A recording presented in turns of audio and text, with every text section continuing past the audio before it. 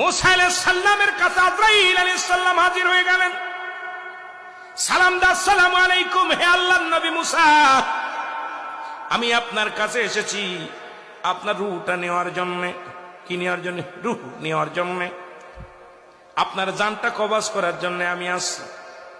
মুসা কয়, ও আজরাইল, কে পাঠাইছে তোরে? আল্লাহ পাঠাইছে। কেটা পাঠাইছে? আল্লাহ পাঠাইছে।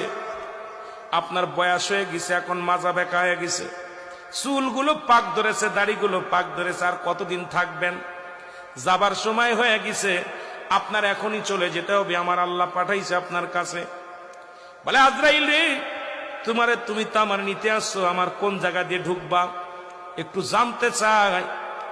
আমার ভিতরে যে ঢুকবা, এই বুকের ভিতর থেকে রুহটা তুমি সেনায় নিবা, কলিজাটা নিয়ে যাবা, ছিঁড়ে নিয়ে যাবা। আগে বলো রে আজরাইল, আমার কোন জায়গা দিয়ে